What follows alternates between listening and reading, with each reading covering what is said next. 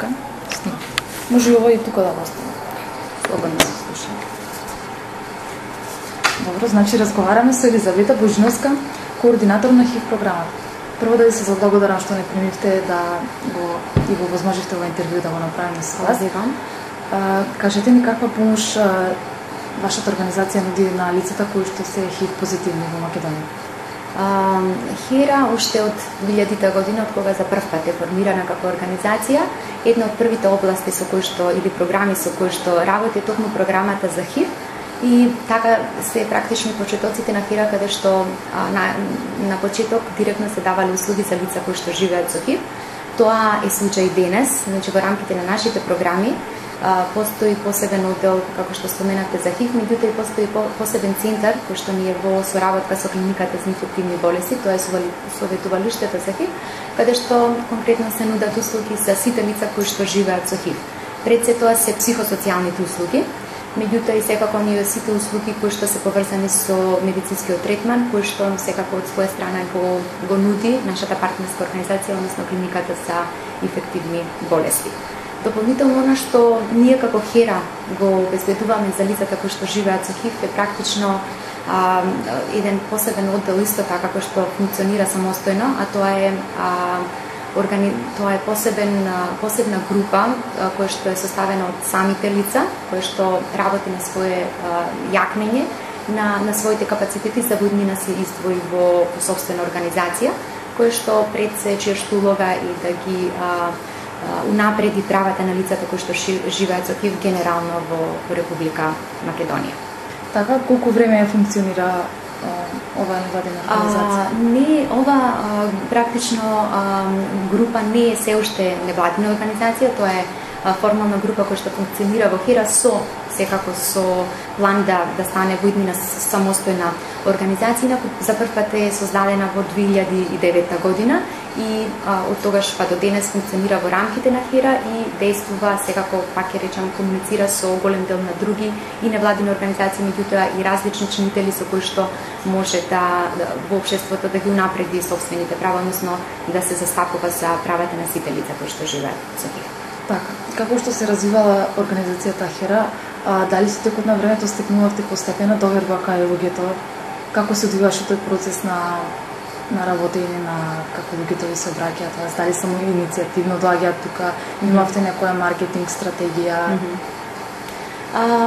Значи, еден од клучните принципи на кој што функционира оваа организација, не само со клиентите или лицата кои што ги користат нашите сервиси, тоа се лицата кои што живеат со ХИВ, генерално со сите, е токму клучниот принцип на доверливост и почитување на тој принцип од страна на сите даватели на услуги, вклучително и оние кои што работат во менеджерскиот тим на ХЕРА и практично со отворањето на првиот центар кој што е формален вид во рамките, тоа е советувалиштето кој што го спомена во 2005 година, па до денес практично лицата кои што живеат со ХИВ доброволно доаѓаат да ги посетат тие услуги и да ги согласно собствените потреби да побараат услуга или евентуално да бидат препратени во друга институција, односно организација. И она што исто така е можеби важно и треба да се напомени, ние сме првата организација која што во рамките на своите политики и стратешки документи, значи има посебна политика по однос на ХИВ и СИДА, вклучително и политика за ХИВ и работно место со кое што практично се гарантираат сите овие принципи кои што ги напоменав. Принципот на доверливост, без разлика дали станува за лице кој што живее со ХИВ, кој што е корисник на нашата организација или пак е некој кој што нас евентуално вработен или соработник. Така да со сите овие протоколи и принципи и со нашата 10-годишна работа, повеќе од 10 години практично, сме обезбедиле имидж на организација која што апсолутно доверливоста и довербата на клиентите во нашите сервиси е од клучно значај. Така, познато е дека за човекот кога се работи за некој здравствен проблем, макар да има мала гребнатинка, нели реагираме бурно, застрашувачки. Од аспект на луѓето кога ќе дознаат дека се носители на вирусот, како вие ги мотивирате да се соочат со таа ситуација кога веќе е настаната, да ја прифатат? Од каков агол ги насочувате, како да пристапат, како да се однесуваат? Барем денес во 2012 година е познато дека ХИВ е само една хронична инфекција со која што возможува долг квалитетен живот, особено со навремено откривање на инфекција која што со сите оние сервиси кои што и во Македонија постојат и се бесплатни психосоцијални сервиси, особено третман за ХИВ. Практично со ХИВ денес се живее најнормален живот и живот кој што лицата кои што живеат со ХИВ не ги разликува по ништо од останатите луѓе, исто како сите останати хронични болести.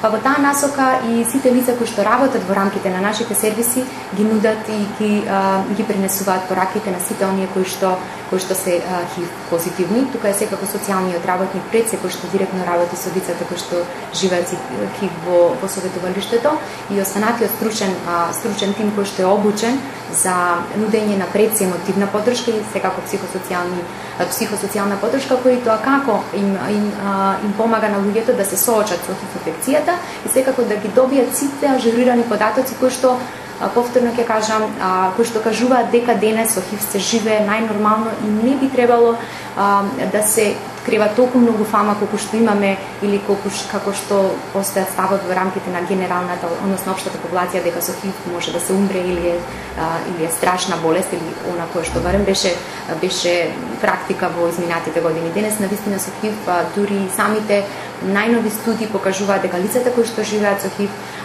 со навремен пристап до сите овие сервиси имаат еден живот или век на живење изедначен со сите останати луѓе, што е апсолутно добар факт кој што помага да сите лица кои што евентуално се ХИВ позитивни се соочат со болеста, со инфекцијата најнормално. Да се тестираме треба на сите граѓани како став да имаат поврска со ХИВ вирусот, дали да се тестираат, зошто да се тестираат. Една ваша препорака до сите?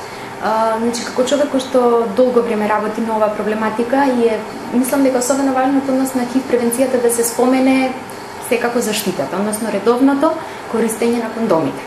Без разлика дали станува збор за постојан партнер, брачен партнер и така натаму, многу партнери, малку партнери, буквално не е важно. Важно е навистина заштитата, односно користењето, редовната и правилната употреба на кондом при секој сексуален однос. И тоа е практично единствениот докажен начин на превенција од ХИВ. Дополнително, препорачувам на сите луѓе кои што не го направиле ХИВ тестот да се обратат до најблиските сервиси кои што постојат во нивната средина да го направат ХИВ тестот и да го сознаат собствениот ХИВ статус.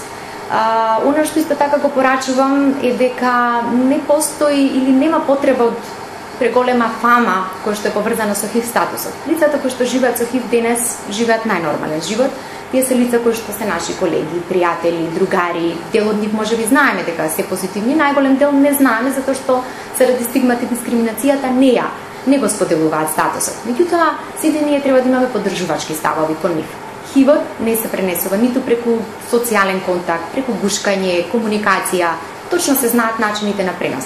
Преку незаштитен сексуален однос или преку крвен начин на пренос, односно употреба на нестерилни да речем игли, шприцеви или останати медицински инструменти. Тоа се единствените начини на кои што се пренесува ХИВ, секако и преносот од мајка на дете. И затоа лицата кои што живеат со ХИВ не представуваат никаква опасност за општеството. Единствено порачувам сите ние да се вклучиме во нивна поддршка, да ги почитуваме нивните права, да ги поддржаме доколку ни сподела дека се ХИВ позитивни и секако да помогнеме преку споделување на ставови кои што се поддржувачки и ажурирани информации на сите да помогнеме да им се зголеми и свеста и пред свеста за преносот на ХИВ инфекција. Така, јас ви благодарам за разговорот. Фала ви вам. Се надевам дека ќе излечат полука сите граѓани од ова и ќе се обратат до сите центри каде што треба за да се тестираат од ХИВ. Благодарам многу за поддршка. Извинете.